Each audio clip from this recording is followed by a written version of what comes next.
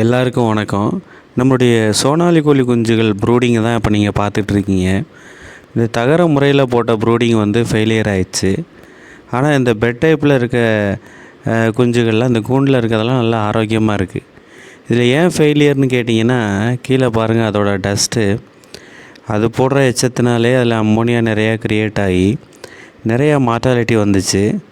So அதனால் நம்ம என்ன பண்ணுறோம், இந்த செட்டப்பை இப்போ மாற்றியே ஆகணும் அப்படின்னு டிசைட் பண்ணி இந்த தகரத்தெல்லாம் சுருட்டி வச்சுட்டு அதே மாதிரி பெட் டைப்பை இப்போ நம்ம கொண்டு வரோம். இந்த அமைப்பு நம்மகிட்ட ஏற்கனவே இருந்தது. ஸோ இதில் என்ன பண்ணலான்னு ஒரு ஐடியா பண்ணேன். சென்ட்ரிங் கம்பிகள் நம்மகிட்ட இருந்தது, அதை வெட்டி எடுத்துகிட்டு போய் வெல்டிங் பண்ணுறவங்ககிட்ட கொடுத்து இதில் வந்து நம்ம இந்த பெட்டுக்கு வந்து கால் ரெடி பண்ணுறோம். இப்போ வெல்டு பண்ணி இப்போ நீங்கள் பற்ற வைக்கிறத பார்த்துட்ருக்கீங்கள, இதுக்கு மொத்தம் 4 கால் இல்லைங்க, 5 கால் ரெடி பண்ணுறோம்.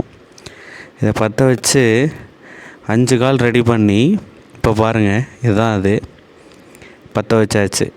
ஏன் இந்த சென்ட்ரிங் கம்பியில் பண்ணுறோம் அப்படின்னா, இதோட ஸ்ட்ராங் நல்லாயிருக்கும். உங்களுக்கு ஸ்கொயர் பைப்போட இது நல்லா ஸ்ட்ராங்காக இருக்கும். சரி, அடுத்து இதை என்ன பண்ணணும் அப்படின்னு கேட்டிங்கன்னா, இது மேலே ஒரு மெஸ்ஸு பச்சை வலை சொல்கிறோம்ல, இது போட்டிங்கன்னா துருப்பிடிக்காது உங்களுக்கு. இதை போட்டு ஃபுல் அண்ட் ஃபுல் நம்ம கம்பி வைக்க போகிறதில்ல, எல்லாம் டேக் போட்டு டைட் பண்ணிக்கிறோம். ஸோ இந்த மெத்தடில் ஏன் நான் பண்ணுறேன் அப்படின்னா, அதோடய எச்சங்கள்லாம் பார்த்திங்கன்னா இது மேலே இருக்கும்போது குஞ்சுங்களுக்கு வந்து எந்த பாதிப்பும் இருக்காது. இல்லைன்னா அதுக்கு இன்ஃபெக்ஷன் ஆகி டே பை டே ஒரு குஞ்சாக இறக்க ஆரம்பிச்சிருது.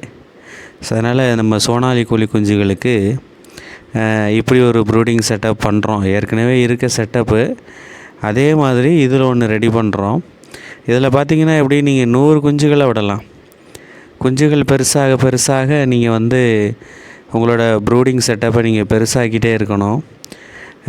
இதுக்கு அடுத்த ஒரு வீடியோ போடுறேன் உங்களுக்கு. இதே மாதிரி 6 ஃபீட் லென்த்தில் ஒரு ப்ரூடிங் செட்டப் பண்ணுறேன். அது எப்படின்னு நான் உங்களுக்கு அதை ரெடி பண்ணும்போது சொல்கிறேன். இப்போ பெட்டு ரெடி.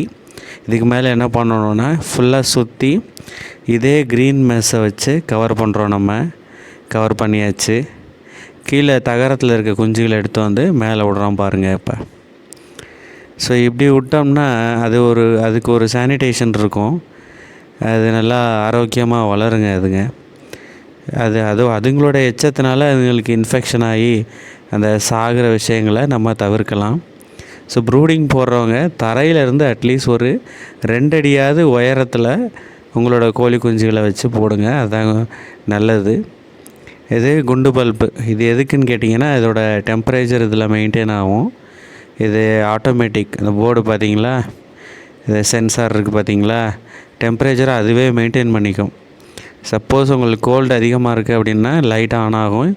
இப்போ டெம்பரேச்சர் அதிகமாக இருக்கவும் பாருங்கள், 32 டிகிரி ரீச் ஆன உடனே லைட்டை அதுவே ஆஃப் பண்ணிவிடும். இது வந்து இன்குபேட்டர் ப்ராசஸ் தான் அது.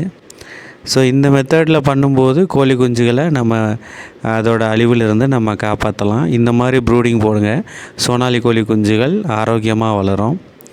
இது மாதிரி பயனுள்ள தகவல்களை தெரிந்து கொள்ள நம்ம சேனலை சப்ஸ்கிரைப் பண்ணிக்கோங்க. பாருங்கள், இதில் கிட்டத்தட்ட ஒரு 100 குஞ்சுகள். இது போட்டதுக்கப்புறம், இந்த பெட் டைப்பில் போட்டதுக்கப்புறம் நமக்கு இந்த மார்ட்டாலிட்டி விஷயம் இல்லை.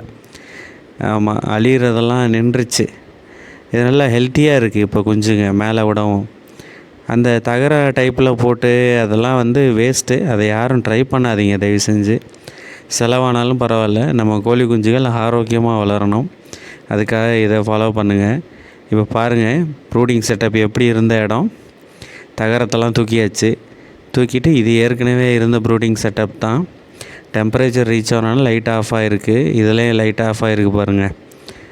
அவ்வளோதாங்க.